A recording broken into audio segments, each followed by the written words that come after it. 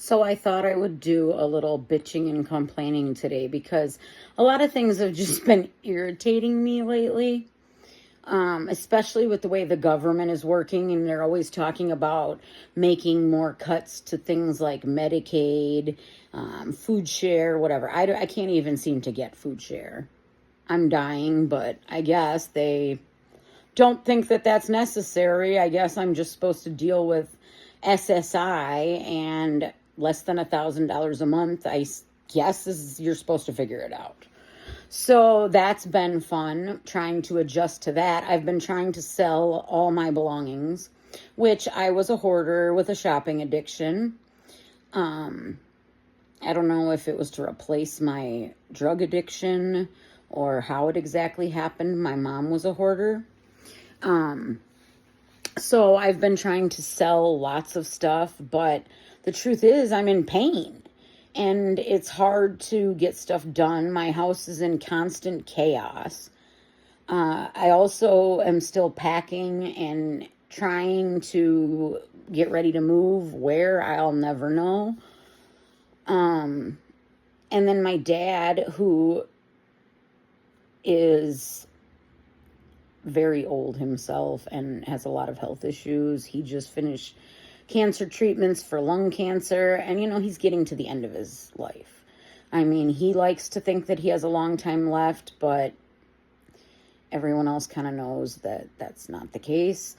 And other than that, there's no what I call adults in the family. It's just me and my dad left.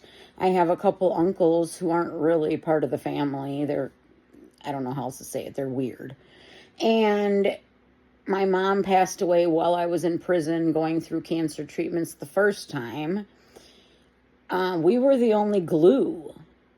Me and my mom are the only ones who do holidays or, anything to do with family. My dad don't spend money on anything ever. He's the cheapest person in history.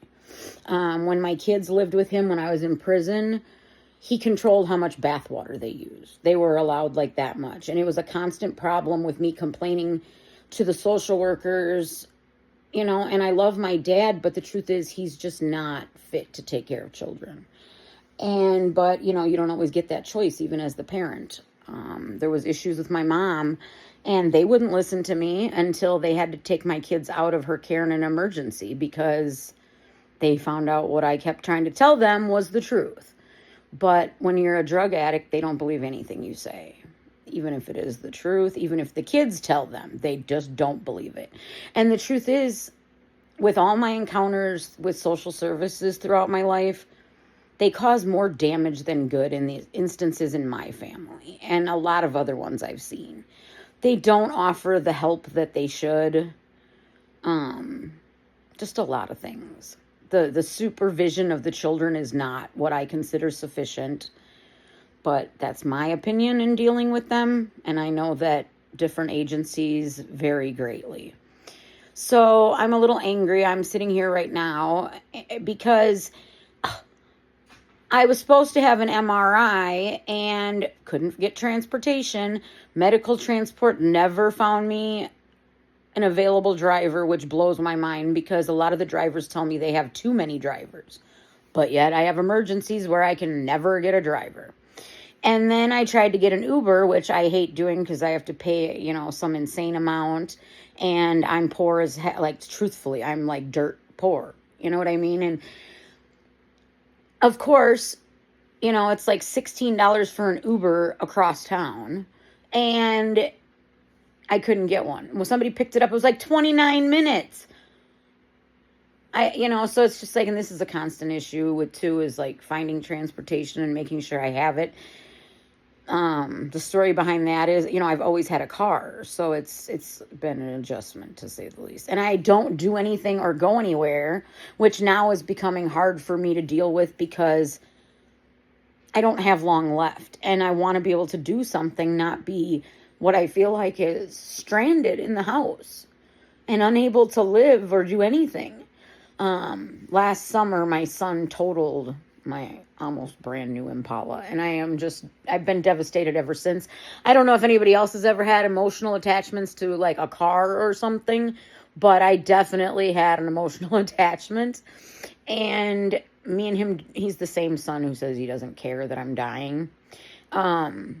He just really doesn't care. And, my dad had co-signed to help me get it. That was like the nicest thing I ever had.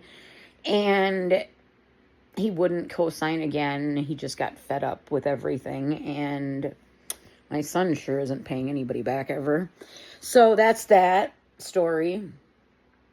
I haven't talked. I always meant to make this channel bigger and talk more about my life, because it is interesting to people. My kids always said if I wrote a book, it would be a bestseller. I've been through a lot. I've done a lot. And honestly, I've always felt like my cancer is karma, because I've done a lot of bad in my life. I've tried to do a lot of good also and always take care of my kids, but I didn't always do it the right way. And then I fell into drugs and ended up in prison because of drugs. So it's been a rough road. So in a way, I feel like I can't be mad that my life is ending so much earlier. But in a way I do, and I get angry and I try to justify it, because I think about my mother. And my mother was, some people would say she was a good person in some ways, others would say not. She raised me, teaching me how to shoplift, how to do every type of fraud imaginable.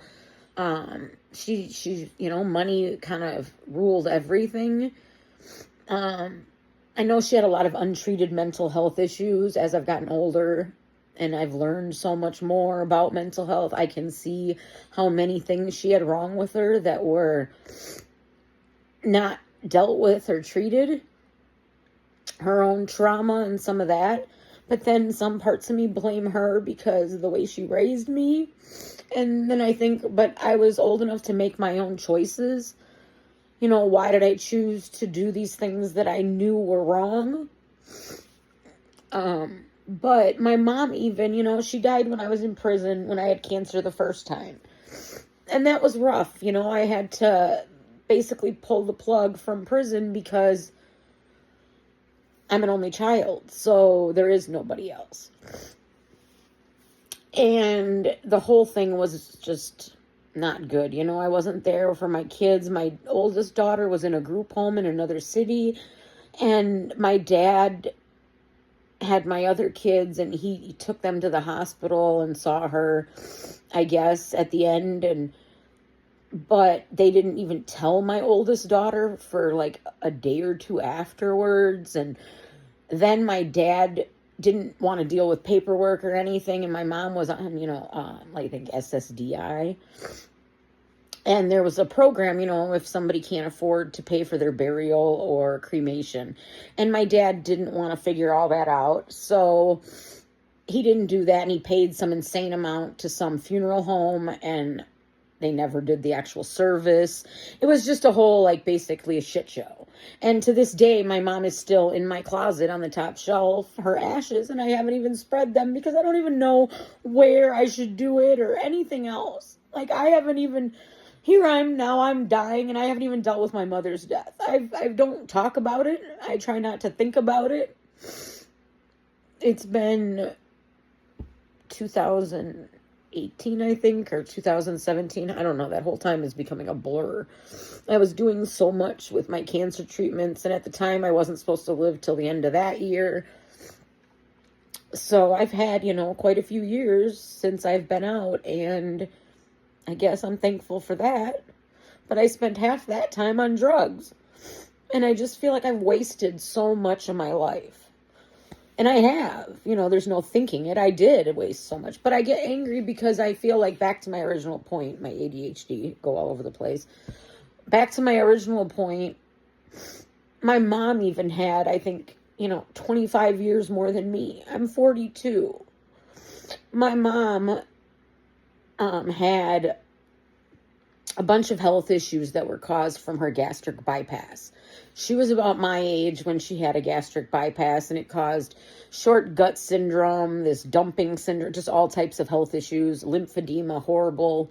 And I guess she ended up where like her bone marrow, where her body wasn't producing bone marrow or something. I don't know. I was in prison and the doctors told me, and I, asked multiple questions and talked to another doctor, and they all told me the same thing, that, she would never be okay again, or, and it was just the best thing was to take her off life support, that all of her organs were failing. And my mom was, I think, 68. And it's just, I think about that. She had 26 years more than me. And my mom did bad stuff just like me. She even, when she had my kids when I was in prison, she taught them how to shoplift. I don't know if she intentionally did it, but that's where they learned. And it's like, I don't know. I don't know what to think. I'm just not dealing with it.